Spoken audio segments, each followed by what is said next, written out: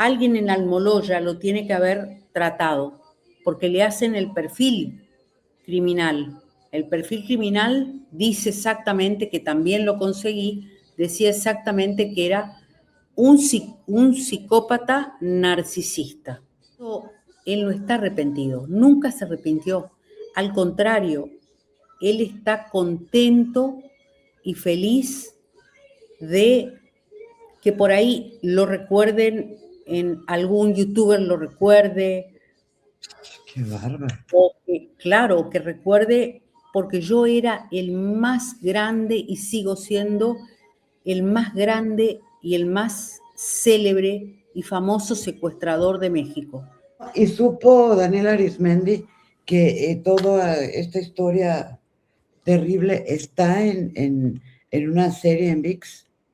Bueno, porque yo le avisé. Yo le avisé. No me contestó. No me contestó.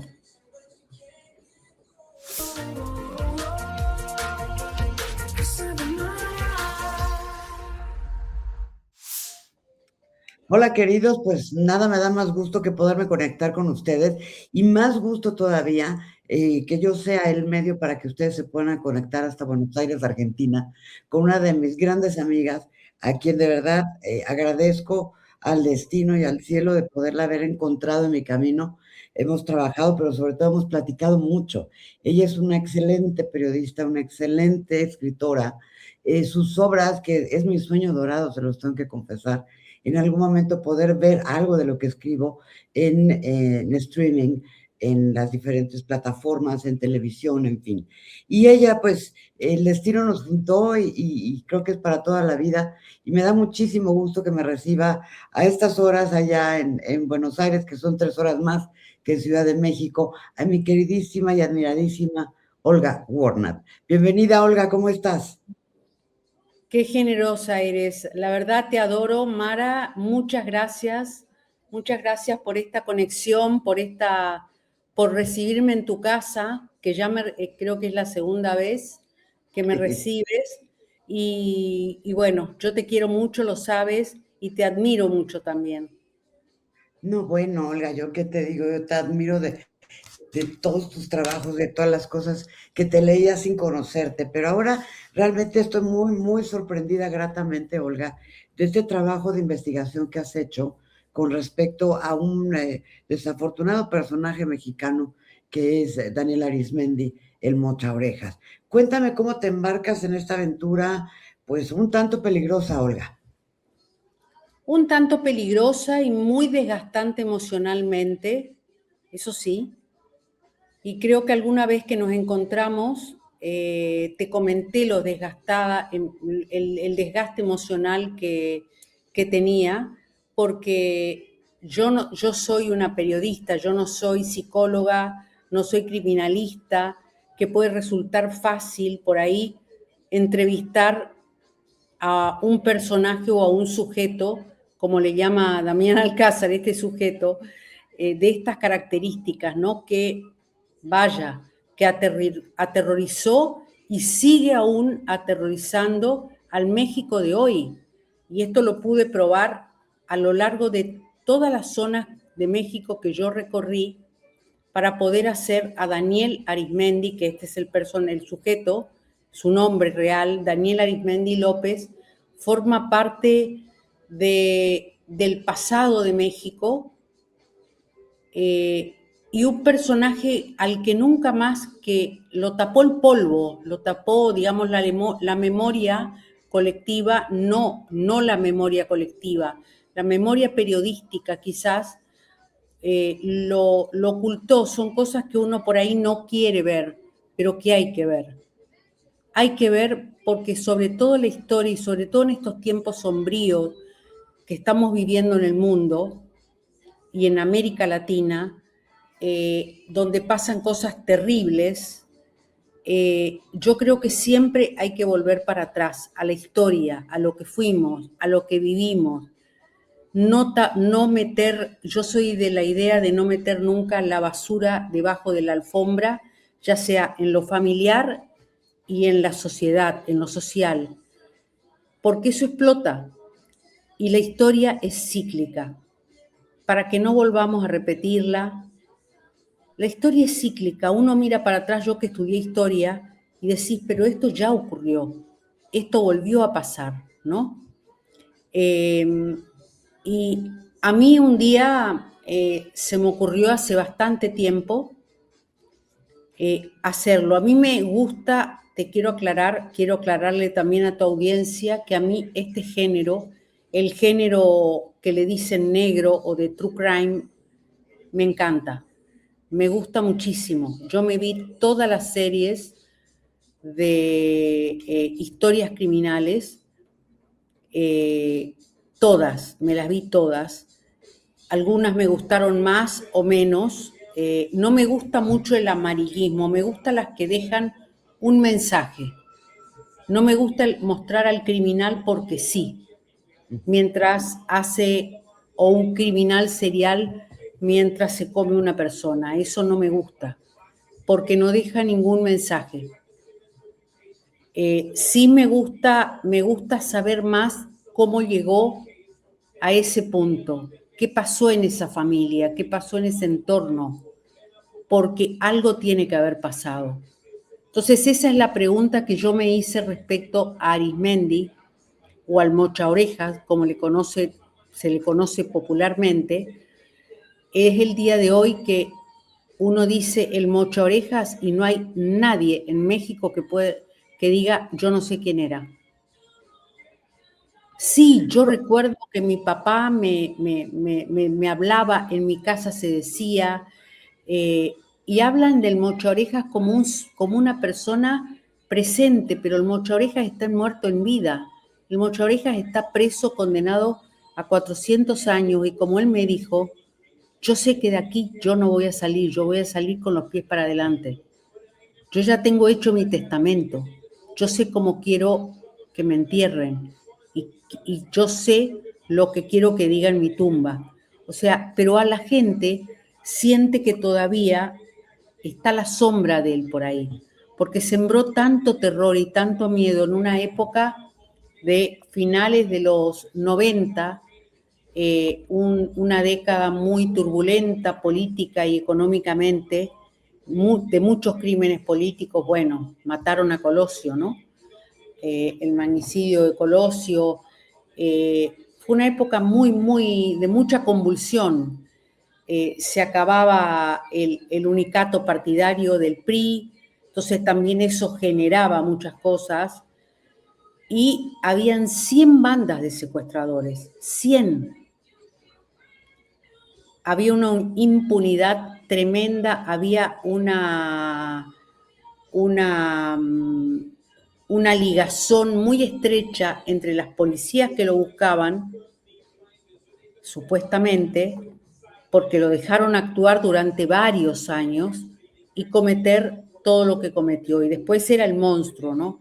Entonces yo me preguntaba también, digo, bueno, el monstruo, entre comillas, hubiera matado a todas, hubiera asesinado a todas estas personas. Y recuerdo mucho al hijo de Josefina Ricaño, ¿no? Josefina Ricaño era aquella señora que vivía en Las Lomas y que de repente le secuestran el hijo. El hijo fue encontrado 5 meses después porque no lo podían encontrar. El presidente Zedillo no la recibió nunca, nunca, nunca recibió a las víctimas. Había una falta de empatía también hacia las víctimas. Ella solita organizó una marcha para ver si concientizaba a todos los demás, a todas las demás víctimas que no querían, que no confiaban en las policías, porque no querían denunciar. Entonces, y recuerdo mucho ese caso porque fue un caso que explotó en México, y eso fue, las marchas fueron en el 90 y a Raúl lo mataron, Raúl Navarcaño lo mataron. El padre tenía una empresa, y lo cuento porque es un caso muy público, que está en la memoria, y nunca más lo encontraron 5 meses después, a punto de ser llevado ya al lugar donde llevan los NN, los cadáveres encontrados en la calle, mordidos por los perros, comidos por las arañas, no, a punto de ser llevado a la Facultad de Medicina de la UNAM para ser estudiado. Y lo encontró el tío, ¿no? Lo encontró el tío buscando y buscando y buscando. O sea, no había confianza ni en policías, ni en el Estado, ni en las procuradurías. Todo era un desmadre, ¿no? Todo era un desastre. Y esa familia nunca más volvió a ser la misma, nunca más. Ninguna, ni aún las víctimas que sobrevivieron. Olga, ¿cómo? Me imagino que debe ser muy, muy difícil y complicado enfrentarte cara a cara con un personaje tan oscuro como es Daniel Arismendi y su historia. ¿Cómo fue este primer acercamiento y cómo fueron los subsecuentes? ¿Y de qué No, manera sí. pudiste tener, si se puede decir, empatía, si no es que estoy exagerando en el término, o esta forma de poder entablar una plática con él sin tapujos, cuando él te dice Mira, la verdad de las cosas? yo te voy a confesar algo que por ahí nunca lo dije, pero, o sí lo dije, pero no recuerdo. Eh, yo soy, yo tenía, primero me asesoré mucho por criminólogos y encontré, buscando y buscando y rastreando, encontré, digo, tiene que estar alguien en Almoloya, lo tiene que haber, porque hay psicólogos forenses. Alguien en Almoloya lo tiene que haber tratado, porque le hacen el perfil criminal.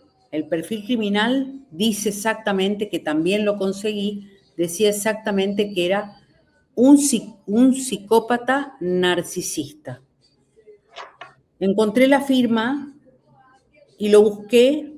Hoy somos grandes amigos porque fue la persona que me respaldó y me ayudó en los momentos en que yo me caía, porque digo, ¿ahora qué respondo? Ahora, digamos, mira lo que me dice. O sea, ¿qué voy a hacer? ¿No? Pero eran, qué sé yo, un celular, a las 3:30 de la mañana caía un mensaje. Entonces era un estar todo el tiempo, digamos, fuera de eje, de tu eje normal. En alerta.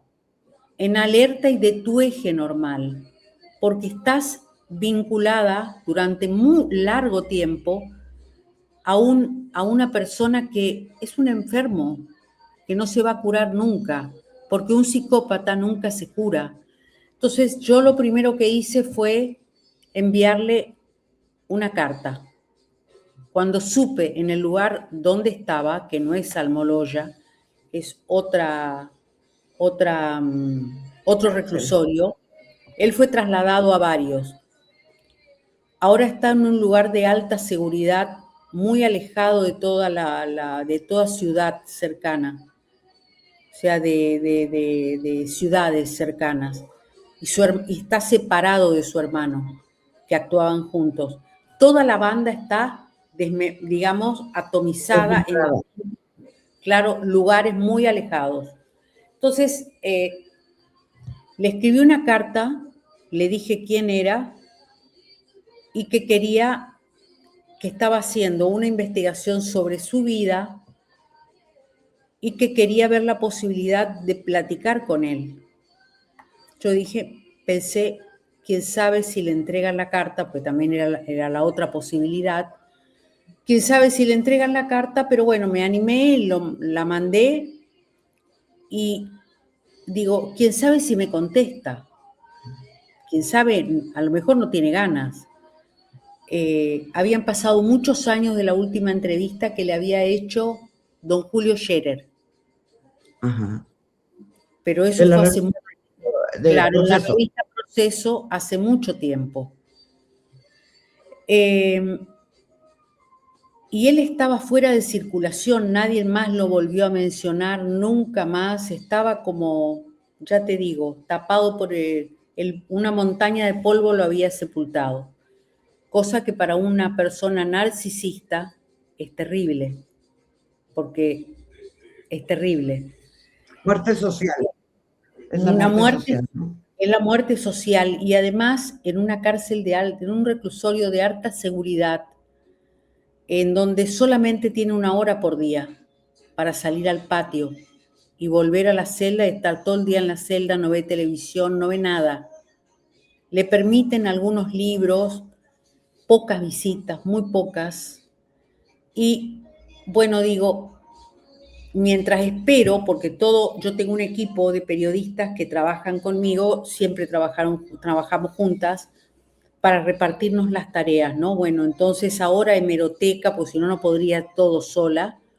Consigo el expediente, mientras tanto consigo el expediente, tenía 1500 páginas que estaban además testeadas, o sea, era adivinar quién había dicho qué cosa, que fue un trabajo de locos. Bueno, y al rato, tac, recibo respuesta. Y digo, ay, no me animaba a abrir porque tenía miedo que me dijera que no. Y me dice, siempre me llamó licenciada Olga. Licenciada Olga, algo así como en este hueco donde estoy, tengo todo, ¿no? Todas sus cartas, su novela, sus poesías, sus cosas, ¿no? Porque son como un tesoro, ¿no? Para mí es como digamos, realmente un capital importante. No las he vuelto a releer, eso sí. Una letra bastante pareja. Bueno, entonces me dice, licenciada Olga, qué alegría recibir su carta. Por supuesto que estoy dispuesto a platicar con usted, pero lo único que le pido es que no me venga con chingaderas como los otros periodistas que han venido que en una oportunidad me entrevistaron y después escribieron cualquier cosa de mí. Y le digo, entonces le respondo y le digo, ¿me puede explicar mejor lo de las chingaderas? ¿Qué, Sí, por para ejemplo? saber exactamente qué no hacer. Yo me imaginé que son las preguntas que, según los expertos, nunca hay que hacerle a una persona que no tiene empatía, como él, que no se arrepiente. ¿Usted está arrepentido? ¿A usted no le dolería? Porque yo sabía que eso él no me podía responder, porque eso él no está arrepentido, nunca se arrepintió. Al contrario, él está contento y feliz de que por ahí lo recuerden, en algún youtuber lo recuerde. Qué bárbaro. O claro, que recuerde, porque yo era el más grande y sigo siendo el más grande y el más célebre y famoso secuestrador de México. Y usted, la más famosa periodista. Así que yo estoy feliz. Ha sido un buen día para mí. Y yo digo, bueno, entonces comencé a asesorarme. Yo de verdad, y esto lo cuento porque uno tiene que contar la verdad, yo no he ido al reclusorio. Y te explico por qué. El reclusorio está a 300 kilómetros de una ciudad muy importante. Y todas las personas con las que yo me asesoré, ya sea que tienen que ver con seguridad y demás, me aconsejaron que no fuera, que era peligroso para mí. Ir 300 kilómetros por un lugar alejado, porque estos reclusorios están en lugares muy alejados, son de la época de García Luna, que se mandaron a hacer a la copia de los que están en Estados Unidos, que están muy alejados de las ciudades, que tienen poca luz, que les entra poca luz del sol. Yo estuve a punto de ir, pero después dije, ¿y si en realidad me hacen un secuestro por el camino? Claro. ¿Qué pasa? ¿Arriesgar mi vida? ¿Cómo fue la comunicación? Claro, para no arriesgarte. La comunicación fue por teléfono y por carta. Por carta. Sus cartas eran muy, pero muy largas. O sea, él tenía mucho tiempo para escribir y me contaba cosas. Yo le digo, bueno, yo quiero saber de su vida, qué hace, para ir poco a poco caminando. La mente de un ser humano es muy complicada, asesorada siempre por este psicólogo, que siempre me recosté en él. Primero un día me pidió dinero, me pidió plata, porque él era pobre. Ahora yo soy pobre, licenciada. Yo sabía que iba a tratar de buscar la vuelta, ¿no? Y entonces me puse firme y le dije, yo tenía decidido que no iba a pagarle. Le dije, mire, Daniel, yo no he pagado jamás por una entrevista. Tengo un código de ética personal que no lo voy a romper, y menos con usted. Si a usted le No, gusta, bien. Y si no le gusta, usted se lo pierde. Entonces, espero respuesta. Tardó, yo le decía al psicólogo, ay, mira, si no me responde ahora, no, Olga, tranquila. Él te va a responder. ¿Sabes por qué? Porque tú le pusiste un límite. Los psicópatas necesitan el límite, te va a respetar más. Y además, él te necesita más a ti que tú a él. Y él necesita esta publicidad, es decir, como todo psicópata narcisista necesita que hablen de él. Otra vez, como antes. ¿Te acuerdas que en aquella época llamó a Reforma? O sea, hacía provocaciones permanentemente. Y realmente detrás de eso había víctimas. Entonces yo dije, para que esta historia sea completa, tienen que estar las víctimas. todo. Hay que hablar con las víctimas y hay que contar todo. Los ¿Alguna de policías, ellas se negó a sí, hablar contigo? no, ninguna, ninguna. Ninguna víctima. Incluso eso es lo que agradezco muchísimo a la serie, porque fue exactamente como yo lo conté y como yo lo escribí. Y los personajes, los actores, son, no te digo parecidos físicamente, pero sí iguales. Digamos, yo soy muy visual para escribir, ¿no? Ajá. Entonces cuento hasta el mínimo detalle. A Damián Horas, Alcázar. horas con las víctimas. Y horas con las víctimas que han pasado más, casi 27 años de los sucesos, de lo que pasó, de los hechos, y todas lloraban. Todas lloraban, se quebraban, pero a mares. O sea, son heridas que quedan abiertas, te digo, para siempre. Todos quedaron con unos traumas espantosos. Imagínate un niño que cumple 13 años en un baño de una casa de seguridad con Arismendi. Un niño de 13 años. Su ¿Qué fue lo madre, único? Y, sí, y una mujer nada más, ¿verdad? una sola mujer, que me costó buscarla y conseguirla, y finalmente platicamos. Y lo que más me pidió ella, me dice, no va a salir mi nombre, ¿no? De nadie va a salir los nombres. Porque primero, no hay que revictimizar. Yo Sí. nombré a Josefina Ricaño porque Josefina Ricaño está en todas y dio charlas, y hizo marchas y demás, ¿no? Es la más conocida. Pero están todas ficcionados sus nombres, porque pueden ser, primero, no pueden ser revictimizadas, otra vez lo mismo, o sea, revictimizadas en lo audiovisual, que tiene mucho más alcance que lo escrito, sino que además pueden ser secuestrables. No nos olvidemos que vivimos en América Latina, en cualquier Sí. país de América Latina. Esa fue mi acuerdo con ellos y con ¿En qué momento, ellas. en qué momento, Olga, querida, terminas de trabajar con Arismendi? ¿Cómo fue ese cierre? ¿Y cómo le haces saber que toda esta historia que escribiste en 8 episodios, porque era demasiada información, Olga, y lograste hacerla compacta para tener una serie de 8 episodios. Son en realidad, ¿cómo hice compacta? En realidad, yo te aclaro, el manuscrito tiene 800.000 caracteres, para que tengas una idea, de la cantidad de información que yo pude recopilar. Qué bárbaro.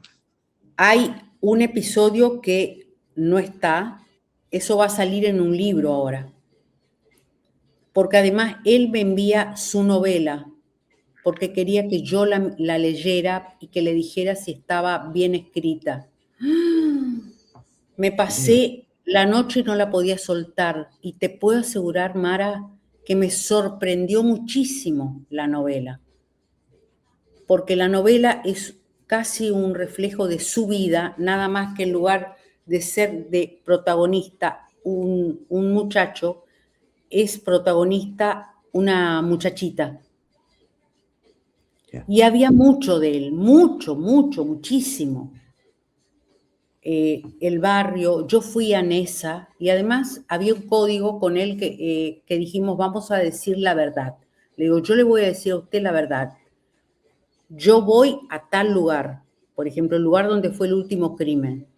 Le digo, y donde usted estaba, realmente cometió muchos errores y estaban a punto de, ya había caído su esposa, su hermano, usted estaba solo, al borde de un precipicio, no licenciada. Yo estaba en la cumbre en ese momento y ya tenía planificado el mayor secuestro al multimillonario más grande de México. Yo digo, bueno, no, hay algo que no funciona. Yo seguía la corriente. Yo hacía lo que me decía el psicólogo, tú escúchalo, ¿no? Si él creía que ahí estaba, para mí estaba, le digo, ¿por qué no se tomó, con la plata que tenía, por qué no se tomó un vuelo y se fue del país? Porque ya le estaban pisando los talones, porque ya, es lo que pasa siempre, ¿no? Ya llega un punto en que hasta los mismos policías que son cómplices deciden entregarlo. Pasa con todos, hasta con los capos de los cárteles.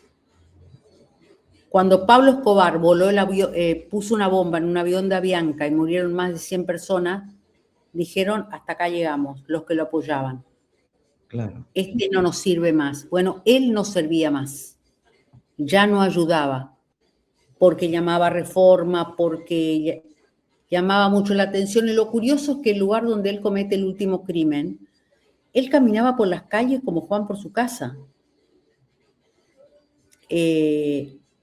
Y es curioso, yo fui a ese lugar, a esa ciudad, fui a la casa de seguridad.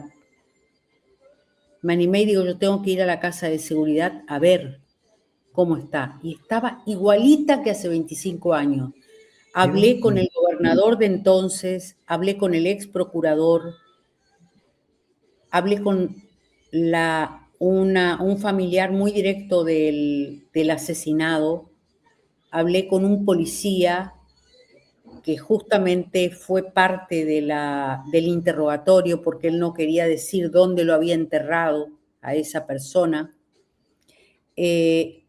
Fui a los lugares donde solía comer, fui a los famosos, que hoy no sé, hoy se llamarán saunas, pero en aquel momento se llamaban baños públicos, Ah, donde la gente iba a bañarse, a acicalarse, o que hoy que se mezclaba un poco de prostitución ahí también, masajes. Yo descubro todo eso ahora. Entré al lugar y me dijeron que yo no podía estar ahí. Fue muy curioso, pero no, por lo menos vi el lugar, saqué fotos con mi celular, ¿no? Me dice, con celular no puedes sacar fotos aquí. Un lugar muy decadente, pero existe el lugar. Y la casa de claro. seguridad fue tremendo porque el periodista que me acompaña, yo no voy sola, voy con un periodista que me acompañó. El periodista temblaba, te juro. Yo estaba como un poco, te diré, hacía un calor. Me recuerdo que era un día de sol de mediodía. Yo digo, voy a golpear la puerta. y el periodista se pone atrás mío, ¿no? Un periodista amigo, me dice, ay, Olga, ¿te parece? Mira, sí. Mira, estaban con las marcas de los policías cuando los policías llegaron al lugar. Todavía tenía las marcas de los policías. Y ahí sale un tipo gordo, con olor a alcohol, con 3 perros pitbull agarrados de la correa que se me iban encima. Y ladraban y ladraban y ladraban. Perdón, 3 Doberman, con orejas cortadas como si fueran perros de pelea, ¿no? Sí. Y dije, Dios mío.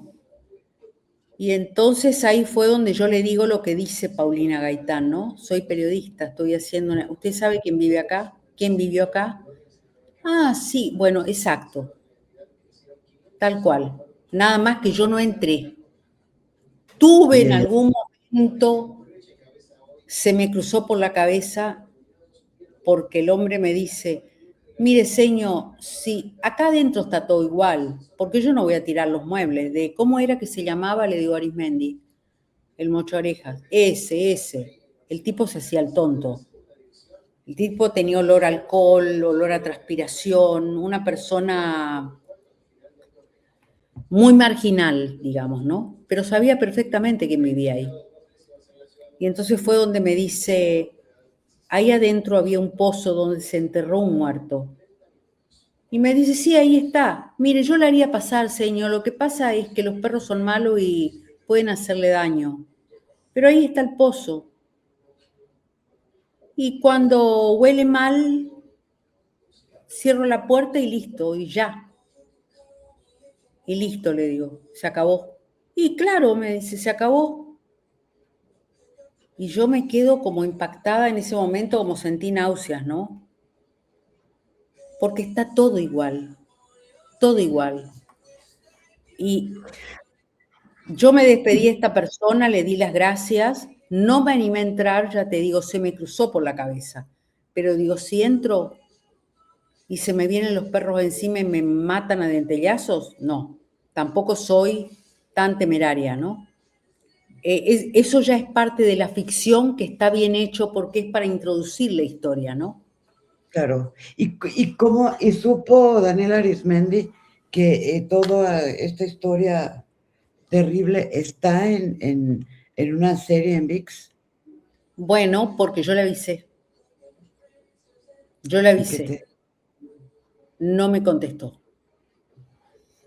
no me contestó,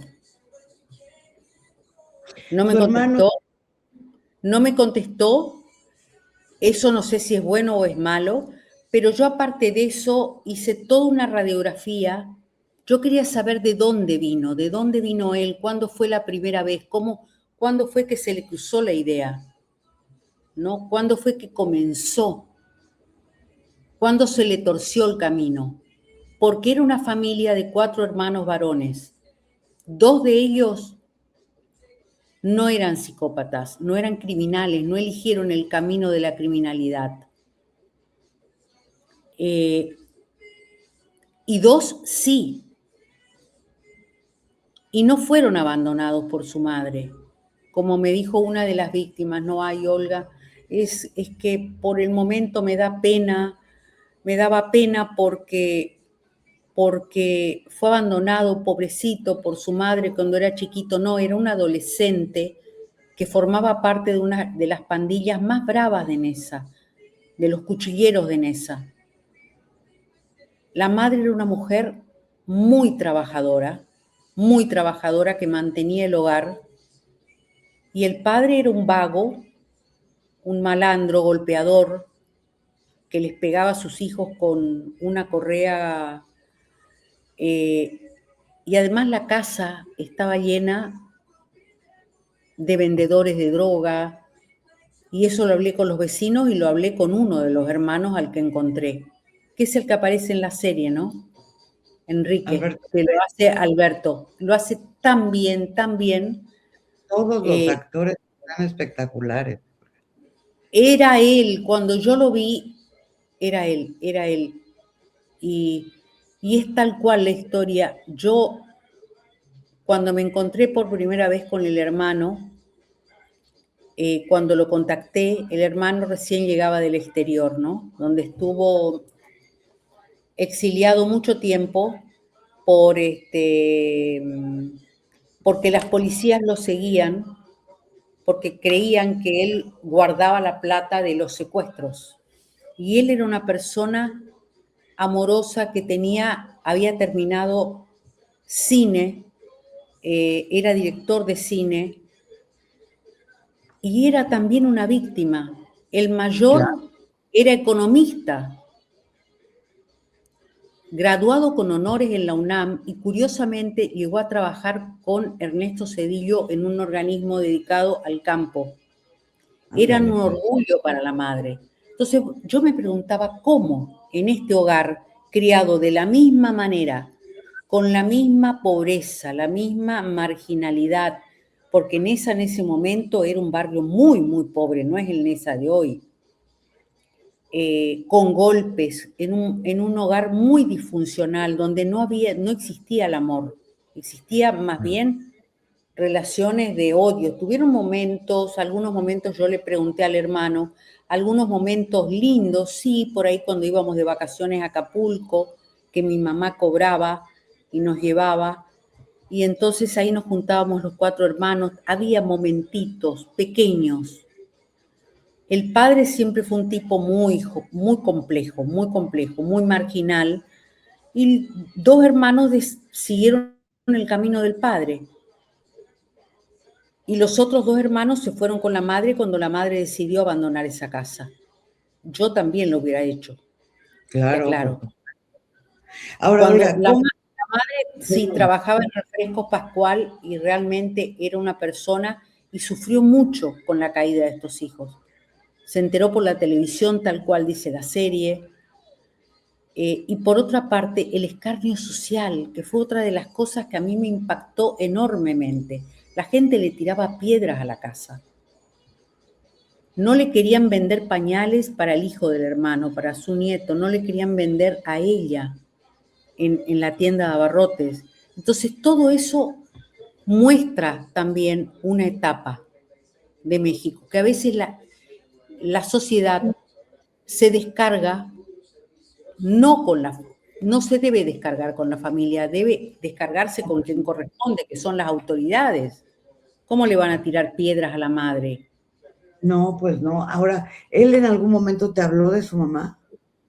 Él me habló de su mamá, sí, porque yo busqué la conversación con la mamá y él me dijo que la mamá nunca fue a verlo, porque la mamá nunca les perdonó, que nunca vino a verme. Entonces yo le digo, Daniel, pero su mamá no lo abandonó, usted decidió quedarse. Yo esto ya lo tenía por el hermano, ¿no? Pero yo esperaba que ella insistiera. Ahora bien, la serie ha sido una recopilación vasta que pudiste hacer así, No, fue Olga. tremendo, fue tremendo, fue tremendo. Hay O sea, historias ahí, hay historias de historias, ¿no? Porque salen historias de historias. Hay, es decir, yo descubro que la madre fue secuestrada por el padre, quien la mantuvo en una casa abandonada y la violaba día y noche. Eran hijos del desamor completo. Y la madre tenía 13, 14 años. No pudo volver a la casa y se tuvo que casar con este delincuente, que era el padre, que o nunca sea le que dio los amor. 4 hijos Era son una... productos de violación. ¿Cómo? Los 4 hijos son productos de violación. De violencia, sí, violación y violencia. Y además, en aquel momento, una jovencita va a volver a la casa del padre, como me decía el hermano, va a volver, mamá siempre me dijo, yo no podía volver a mi casa familiar. La madre vivía en Tepito y era de una familia humilde pero honesta. En el Tepito, aquel lejano, no el de ahora, el lejano.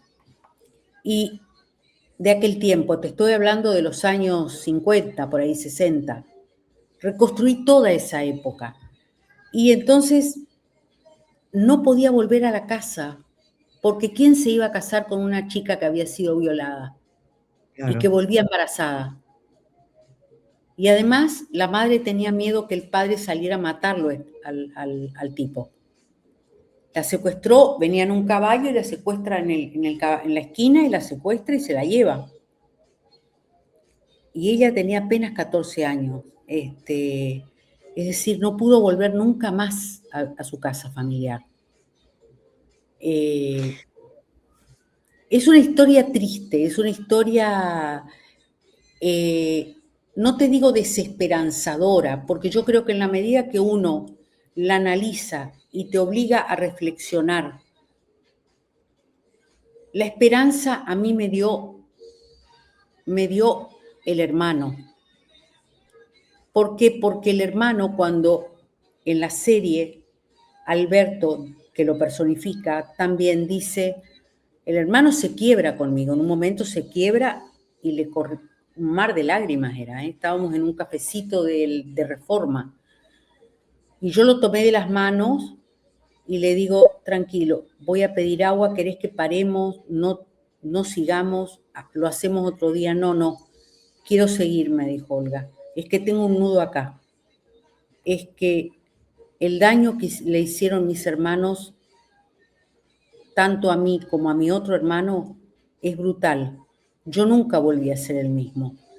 Yo lo único que quiero es que mi hijo sepa por qué él vive en Canadá y no vive en México. Y por qué nos tuvimos que ir. El hijo es un hijo adolescente que siempre le pregunta lo mismo. Y él se tuvo que ir y no volvió por mucho tiempo. Trabajaba de albañil, de todo. La madre murió sola y enferma.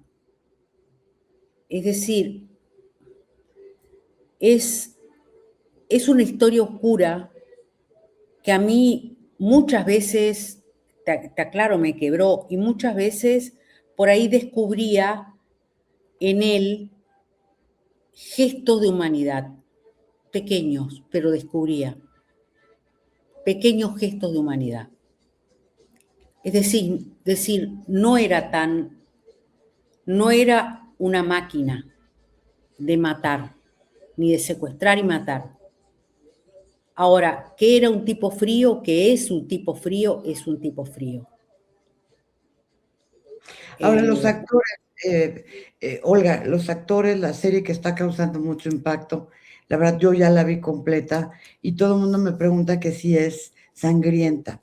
Y Carlos No, Bardazán y Bermúdez lo hicieron de una manera espectacular, de forma que no no fuera tenía lo que yo decía, amarillista, que no fuera amarillista, que no mostraran, fíjate que no, ni siquiera se muestra el momento en que él corta las orejas, no. que es un momento muy terrible, casi un ritual para él, porque él se posesiona y era muy terrible, lo cortaba con una tijera de destazar pollo. ¿Y cómo lo aprende? Lo aprende de chiquito, cuando él lo veía a su tío, que usaba la tijera de destazar pollos, cortando pollos. Y ahí fue cuando más grande decide dedicarse a este business, como decía él decide utilizar la tijera de destazar pollos y con eso asustar y presionar para que le paguen lo que él quería que le pagaran. Y tenía toda una teoría acerca de que si el padre o la madre con quien hablaba se llevaba mejor con las mujeres, te aclaro, curiosamente, con las mujeres que negociaban que con los hombres. Entonces, cuando le empezaban a pedir rebaja, él decía, entonces no quieres a tu hijo. Tu hijo no vale nada. Este juego psicológico, ¿no? No, tu hijo, claro, no vale nada. Yo pude sacarle, según el psicólogo, Enrique, me dice, Olga, tú pudiste sacarle porque yo cada cosa le mandaba a él para que me chequeara y entonces, que lo conoció mucho porque él fue su psicólogo en Almoloya, me dice, mira, puedes darte por satisfecha, tú pudiste sacarle muchísimo a él. Yo no pude sacarle. Él no quería hablar conmigo. Entonces yo me sentaba enfrente de él, le hacía preguntas y él no contestaba. No quería hablar. Por ahí contestaba alguna cosa, me mentía, pero tú pudiste sacarle, yo tuve que dar muchas vueltas para poder, y establecimos un vínculo, te diré, no te digo que sea bueno, ¿no? Porque a mí me costó mucho soltarla la historia, tenía una fecha para entregarla y me costó mucho soltarla. Pero se establece un vínculo y yo quería averiguar más y seguir preguntándole más, Claro. ¿no? Pero hay un punto en que uno tiene que decir, basta, uno no puede seguir, como dicen los actores, pegado a un papel. Pero me costó muchísimo, muchísimo. Eran noches sin dormir y noches, y al equipo le pasó lo mismo, no es que a mí me pasó solamente, al equipo le pasó exactamente lo mismo. Cada vez que caía una llamada o lo que fuera, era sentir esa voz. Y él tenía una teoría muy también respecto, casi como él era como un Robin Hood, pero él no lo era, no era el Robin Hood, No. que representaba a los pobres contra los ricos. Él se consideraba eso. Y yo le digo, ¿por qué Olga, usted no donó parte de ese dinero a algún hogar de Nesa, alguna escuela? No, para eso están los ricos que lo hagan. Yo no, ¿por qué tengo que donar yo? Y yo prefería no discutir con él, ¿no? Ah, ok. no, pues no. Olga, vas a estar en México próximamente. Aquí te Sí, vamos a ver. Te quiero invitar a la casa para que platiquemos de todos estos puntos que se nos quedan pendientes. Pero ¿cómo invitarías a las personas, a los jóvenes que nacieron en esa época, a los que ya eran adolescentes, y pues a que la vean para, como dices tú y como dice Damián Alcázar y todo el Scarlett Gruber y todo el pool de actores maravillosos que están en Mocha Orejas, la serie, para que lo vean, para que no se vuelva a repetir, para que tengamos más cuidado, para que hagamos conciencia. ¿Cómo los dirías que la vieran? yo les diría que la vieran, que es importante que la vieran, porque es importante mirar el pasado para poder encarar el presente. Si uno no tiene idea de lo que nos pasó como sociedad, lo malo y lo bueno, pero sobre todo lo malo, los tropiezos, las cosas feas que se ocultan, porque esto pasó, esto fue real, esto no es un invento, no es una ficción. Que lo vean porque podemos, si no, correr el riesgo de que se vuelva a repetir. Y no se puede volver a repetir. Y nos va a obligar a reflexionar a los mismos jóvenes, ¿no? Que no han vivido esa época, te obliga a reflexionar sobre la vida, sobre la muerte, sobre el respeto a otro ser humano, sobre la empatía por el más débil, sobre el preguntarte cómo se llega a esta situación, porque hay varios factores que se conjugan para llegar a estas situaciones. No se llega porque un día nació, Arismendi no nació de un repollo y apareció y decidió secuestrar, ¿no? Hay toda una historia detrás. Yo porque soy una apasionada de la historia, ¿no? Entonces, yo a mis nietos le digo, a mi nieta sobre todo, que es adolescente, le digo exactamente lo mismo. Y le regalo libros que tienen que ver con historia, leer, aprender, aprender. Dejar un rato, no te digo que dejen lo tecnológico, pero dejar un poco lo tecnológico para leer y a lo mejor ver cosas que te dejen un mensaje, como esta serie, porque esta serie te deja un mensaje. Esto ocurrió y ocurrió en México. No podemos ocultarlo. No debemos. Olga, yo te agradezco muchísimo, de veras que me has regalado un poco de tu tiempo desde allá, desde tu tierra natal.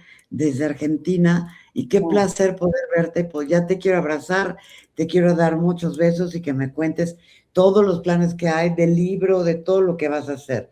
Olga, querida, ¿algo que quieras agregar?